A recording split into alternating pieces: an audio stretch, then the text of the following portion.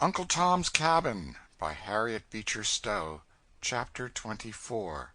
Foreshadowings.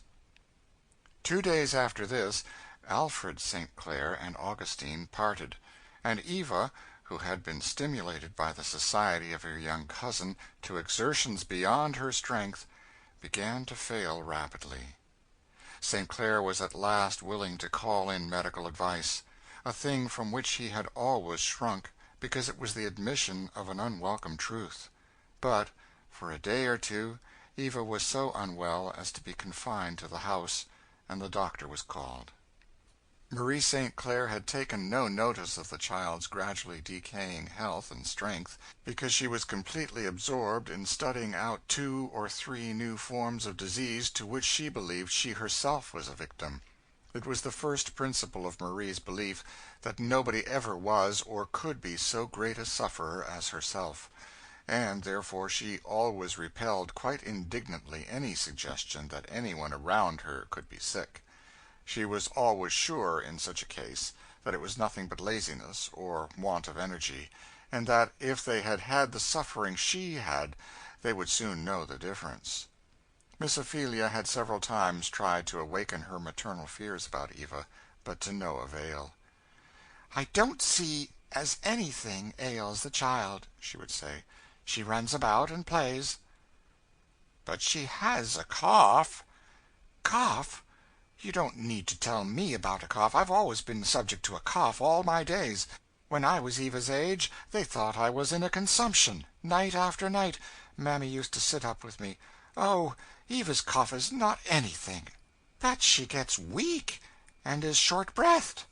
Law, I've had that years and years. It's only a nervous affection. But she sweats so nights. Well, I have these 10 years. Very often, night after night, my clothes will be wringing wet. There won't be a dry thread in my night clothes, and the sheets will be so that Mammy has to hang them up to dry. Eva doesn't sweat anything like that." Miss Ophelia shut her mouth for a season, but now that Eva was fairly and visibly prostrated and a doctor called, Marie, all on a sudden, took a new turn. "She knew it," she said. "She always felt it, that she was destined to be the most miserable of mothers. Here she was, with her wretched health, and her only darling child going down to the grave before her eyes." And Marie routed up Mammy's nights, and rumpused and scolded with more energy than ever, all day, on the strength of this new misery. "My dear Marie, don't talk so," said St. Clair. "You ought not to give up the case so, at once." "You have not a mother's feeling, St. Clair. You never could understand me. You don't know. But don't talk so, as if it were a gone case. I can't take it as indifferently as you can, St. Clair.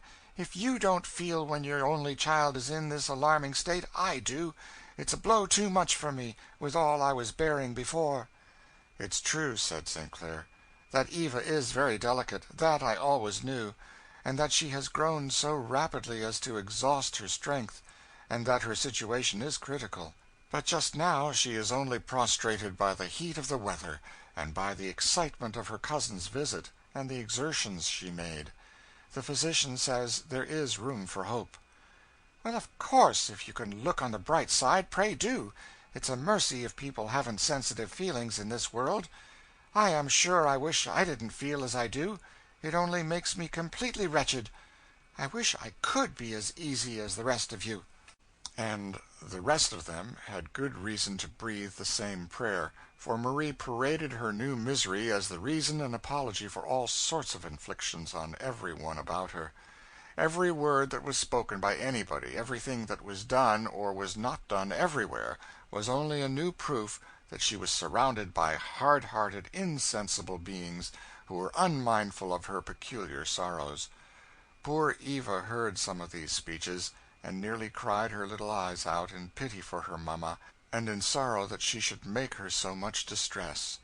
In a week or two there was a great improvement of symptoms, one of those deceitful lulls by which her inexorable disease so often beguiles the anxious heart, even on the verge of the grave. Eva's step was again in the garden, in the balconies. She played and laughed again, and her father, in a transport, declared that they should soon have her as hearty as anybody. Miss Ophelia and the physician alone felt no encouragement from this elusive truce. There was one other heart, too, that felt the same certainty, and that was the little heart of Eva. What is it that sometimes speaks in the soul so calmly, so clearly, that its earthly time is short? Is it the secret instinct of decaying nature, or the soul's impulsive throb as immortality draws on? Be it what it may, it rested in the heart of Eva, a calm, sweet, prophetic certainty that heaven was near, calm as the light of sunset, sweet as the bright stillness of autumn. There her little heart reposed, only troubled by sorrow for those who loved her so dearly. For the child, though nursed so tenderly, and though life was unfolding before her with every brightness that love and wealth could give, had no regret for herself in dying. In that book which she and her simple old friend had read so much together, she had seen and taken to her young heart the image of one who loved the little child, and as she gazed and mused, he had ceased to be an image and a picture of the distant past, and come to be a living, all-surrounding reality. His love enfolded her childish heart with more than mortal tenderness, and it was to him, she said, she was going, and to his home. But her heart yearned with sad tenderness for all that she was to leave behind. Her father most, for Eva, though she never distinctly thought so, had an instinctive perception that she was more in his heart than any other. She loved her mother because she was so loving a creature, and all the selfishness that she had seen in her only saddened and perplexed her, for she had a child's implicit trust that her mother could not do wrong. There was something about her that Eva never could make out, and she always smoothed it over with thinking that, after all, it was Mamma, and she loved her very dearly indeed. She felt, too, for those fond, faithful servants to whom she was as daylight and sunshine. Children do not usually generalize, but Eva was an uncommonly mature child, and the things that she had witnessed of the evils of the system under which they were living had fallen, one by one, into the depths of her thoughtful, pondering heart. She had vague longings to do something for them, to bless and save not only them, but all in their condition, longings that contrasted sadly with the feebleness of her little frame. "Uncle Tom," she said one day when she was reading to her friend, "I can understand why Jesus wanted to die for us." "Why, Miss Eva?" "Because I felt so, too." "What is it, Miss Eva? I don't understand." "I can't tell you. But when I saw those poor creatures on the boat, when you came up, some had lost their mothers, and some their husbands, and some mothers cried for their little children, and when I heard about your poor Prue, oh, wasn't that dreadful? And a great many other times I felt that I would be glad to die, if my dying could stop all this misery. I would die for them, Tom, if I could," said the child earnestly, laying her little thin hand on his. Tom looked at the child with awe, and when she, hearing her father's voice, glided away, he wiped his eyes many times as he looked after her. "It's just no use trying to keep Miss Eva here," he said to Mammy, whom he met a moment after. "She's got the Lord's mark in her forehead." "Ah, yes, yes," said Mammy, raising her hands. "I've allers said so. She wasn't never like a child that's to live. There was allers something deep in her eyes. I've told Missis so many the time. It's a comin' true. We all sees it. Dear little blessed lamb." Eva came tripping up the veranda steps to her father. It was late in the afternoon, and the rays of the sun formed a kind of glory behind her as she came forward in her white dress, with her golden hair and glowing cheeks, her eyes unnaturally bright with the slow fever that burned in her veins. St. Clair had called her to show a statuette that he had been buying for her, but her appearance, as she came on, impressed him suddenly and painfully. There is a kind of beauty so intense, yet so fragile, that we cannot bear to look at it. Her father folded her suddenly in his arms, and almost forgot what he was going to tell her. "Eva, dear, you are better nowadays, are you not?" "Papa," said Eva, with sudden firmness, "I've had things I wanted to say to you a great while. I want to say them now, before I get weaker." St. Clair trembled as Eva seated herself in his lap. She laid her head on his bosom and said, "It's all no use, Papa, to keep it to myself any longer. The time is coming that I am going to leave you. I am going, and never to come back." And Eva sobbed. "Oh, now, my dear little Eva," said St. Clair, trembling as he spoke, but speaking cheerfully, "you've got nervous and low-spirited. You mustn't indulge such gloomy thoughts. See here, I've bought a statuette for you." "No, Papa," said Eva, putting it gently away. "Don't deceive yourself. I am not any better. I know it perfectly well. And I am going, before long. I am not nervous. I am not low-spirited.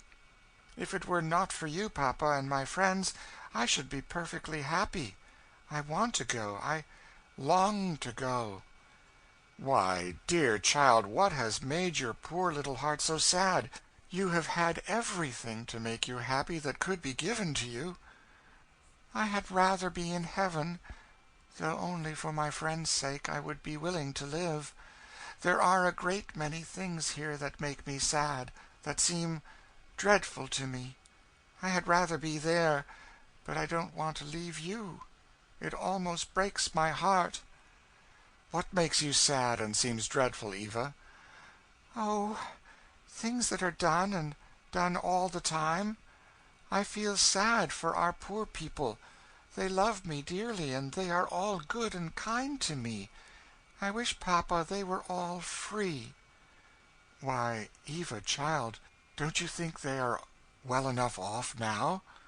"Oh, but Papa, if anything should happen to you, what would become of them? There are very few men like you, Papa. Uncle Alfred isn't like you, and Mamma isn't. And then think of poor old Prue's owners. What horrid things people do, and can do." And Eva shuddered. "My dear child, you are too sensitive. I'm sorry I ever let you hear such stories." "Oh, that's what troubles me, Papa.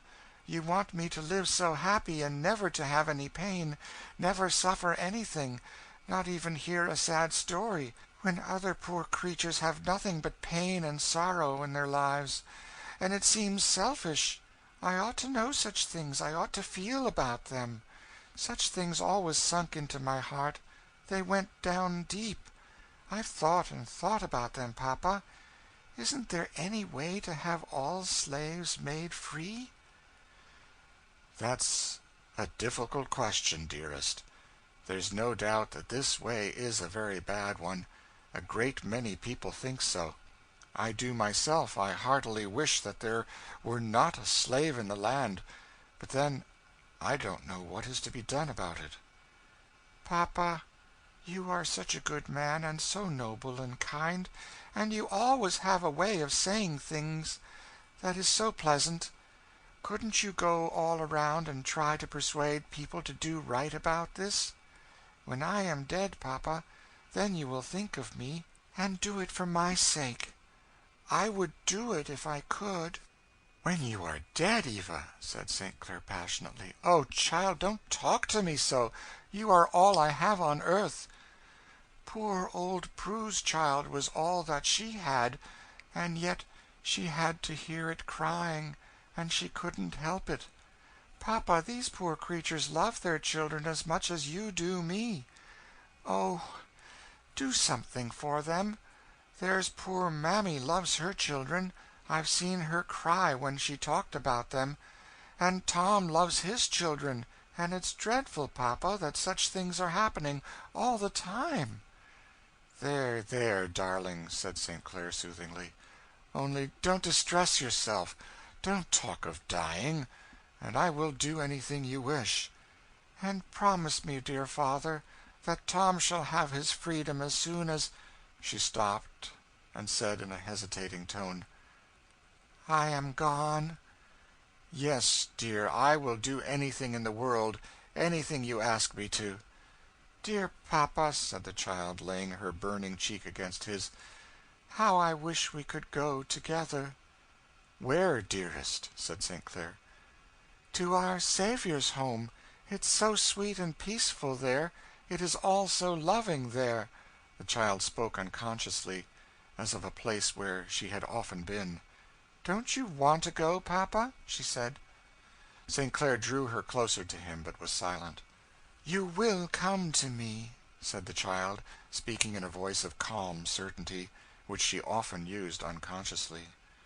"I shall come after you. I shall not forget you." The shadows of the solemn evening closed round them deeper and deeper as St. Clair sat silently holding the little frail form to his bosom.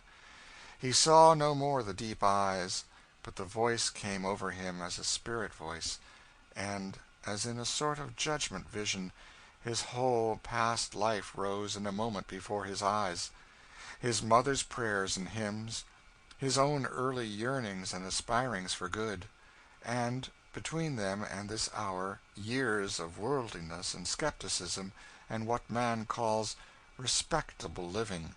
We can think much, very much, in a moment.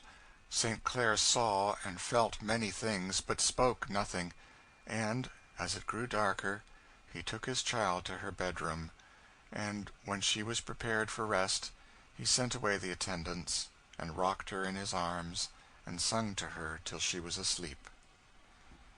End of chapter 24.